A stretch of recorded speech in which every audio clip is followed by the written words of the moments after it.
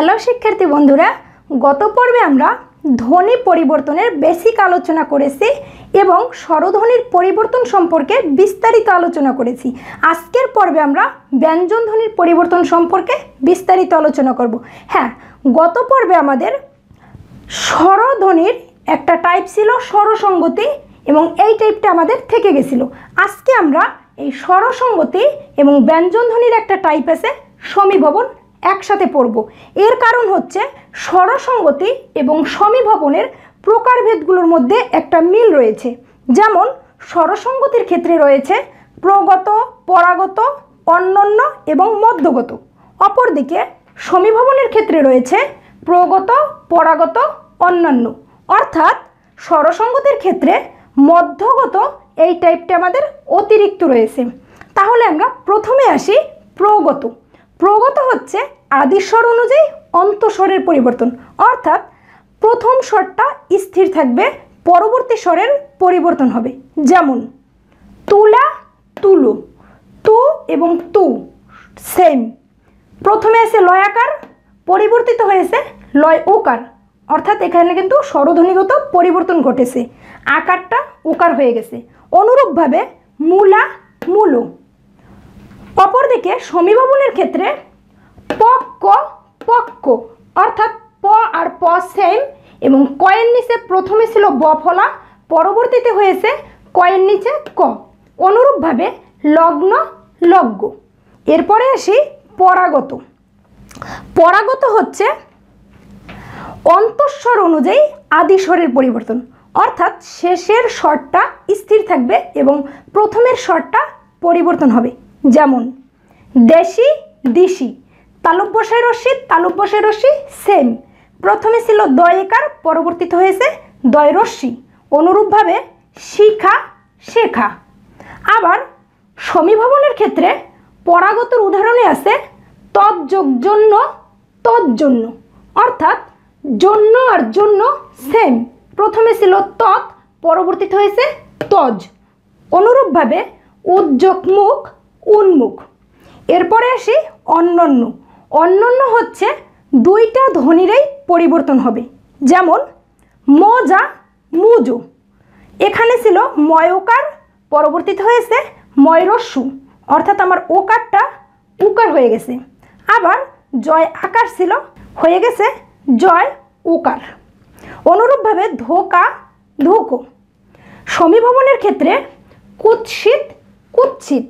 প্রথমে ছিল কুত এবং শীত, পরবর্তীতে পরিবর্তন হয়ে হয়েছে কুস এবং শীত। আবার সত্য, স্বচ্ছ। সত্যকে ভাঙাইলে আমরা দেখতে পাই সৎ যোগ ত, কিন্তু পরিবর্তিত হয়ে সস যোগ স হয়েছে। আমাদের অতিরিক্ত আছে স্বরসঙ্গতির ক্ষেত্রে মধ্যগত স্বরসঙ্গতি। মধ্যগত স্বরসঙ্গতির ক্ষেত্রে মাঝের ধ্বনির পরিবর্তন হবে। যেমন বিলাতি হয়েছে বিলিতি, অর্থাৎ বয়রস্যি আর তয়রস্যি কিন্তু সেম আছে, পরিবর্তন হয়েছে লয়াকার ছিল, পরবর্তীতে হয়েছে লয়রস্যি। অনুরূপভাবে ভিখারি, ভিখিরি, জিলাপি, জিলিপি। আমার মনে হয় আমরা স্বরসঙ্গতি এবং সমীভবন সম্পর্কে একটা সুস্পষ্ট ধারণা পেয়েছি। এরপরে আমরা পড়ব ব্যঞ্জন চত্বী এবং বিষমীভবন।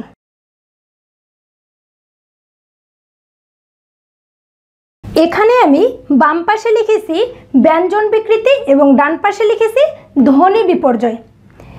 ব্যঞ্জন বিকৃতি এবং ধ্বনি বিপর্যয়ের ক্ষেত্রে আমরা যে বিষয়টা মনে রাখব সেটা হলো শব্দের মধ্য হতে বর্ণের পরিবর্তন হবে, কিন্তু পার্থক্য হলো ব্যঞ্জন বিকৃতির ক্ষেত্রে শব্দের মধ্য হতে বর্ণের রূপ পরিবর্তন হবে এবং ধ্বনি বিপর্যয়ের ক্ষেত্রে শব্দের মধ্য হতে বর্ণের পাশ পরিবর্তন হবে।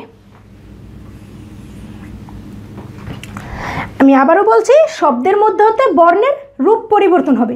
যেমন ধাইমা, দাইমা, অর্থাৎ প্রথমে আছে ধ, পরে হয়ে গেছে দ, ধর পরিবর্তন হয়ে হয়েছে দ। অনুরূপভাবে ধোবা, ধোপা, কবাট, কপাট। অপরদিকে ধ্বনি বিপর্যয়ের ক্ষেত্রে পাশ পরিবর্তন ঘটেছে।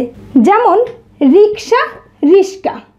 এখানে কটা মাঝে আছে এবং দন্তস্বয় আকারটা পরে আছে। অপরদিকে রিস্কায় দন্তস্ব মাঝে চলে এসেছে এবং কয়াকারটা পরে চলে গিয়েছে। অনুরূপভাবে বাক্স বাস্ক, পিশাস পিশাস। এবার আমরা দেখব অন্তর্হতি এবং হকার লোপ। আমরা একসাথে এবার অন্তর্হতি এবং হকার লোপ দেখব। এখানে আমি লিখেছি অন্তর্হতি এবং হকার লোপ। অন্তর্হতি এবং হকার লোপের ক্ষেত্রে আমরা মনে রাখব শব্দের মধ্য হতে বর্ণ লোপ পাবে। হকার লোপের ক্ষেত্রে মনে রাখব শুধুমাত্র হ লোপ পাবে, অর্থাৎ হয়ের সাথে রস্যিকার আকার এগুলো কিছুই লোপ পাবে না। অপরদিকে অন্তর্হতির ক্ষেত্রে যে কোনো বর্ণই লোপ পেতে পারে। আবার হয়ের সাথে যদি রস্যি বা আকার যুক্ত হয়ে লোপ পায় তাহলে কিন্তু সেটা অন্তর্হতি হয়ে যাবে। আর শুধুমাত্র হ লোপ পেলেই হবে হকার লোপ। যেমন অন্তর্হতির ক্ষেত্রে ফাল্গুন ফাগুন, প্রথমে ছিল লয়ের সাথে গ, পরবর্তীতে হয়েছে শুধু গ, অর্থাৎ লটা লোপ পেয়েছে। অনুরূপভাবে ফলাহার ফলার, এখানে হয়ের সাথে আকার সহ লোপ পেয়েছে, এ কারণে অন্তর্হতি। আবার আলাহিদা আলাদা। আবার হকার লোপের ক্ষেত্রে গাহিল গাইল, শুধুমাত্র হ লোপ পেয়েছে এবং হয়ের সাথে যে রস্যিকার ছিল সেটা রস্যই হয়েছে। আবার আলাহিদা আলাইদা, অর্থাৎ শুধুমাত্র হ লোপ পেয়েছে। এবার আমরা দেখব ব্যঞ্জনদিত্য এবং রকার লোপ। ব্যঞ্জনদিত্য এবং রকার লোপের ক্ষেত্রে আমরা মনে রাখব এখানে একটা বর্ণ যুক্ত হবে। ব্যঞ্জনদিত্যর ক্ষেত্রে শব্দকে জোর দেওয়ার জন্য ব্যঞ্জন ধ্বনি যুক্ত হবে। যেমন সকাল সকাল, পাকা পাক্কা। অপরদিকে রকার লোপের ক্ষেত্রে রকার লোপ পেয়ে পরবর্তী ব্যঞ্জন দিত্য হবে। যেমন করলাম করলাম, অর্থাৎ এখানে রটা লোপ পেয়ে লয়ের সাথে ল হয়েছে। অনুরূপভাবে করতে করতে। তাহলে বন্ধুরা আজকে এ পর্যন্তই। আজকে আমরা ব্যঞ্জন ধ্বনির পরিবর্তন সম্পর্কে বিস্তারিত আলোচনা করেছি এবং আপনাদের যদি স্বরধ্বনি সম্পর্কিত কিছু জানার থাকে তাহলে আমাদের প্রথম ভিডিওটি দেখতে পারেন।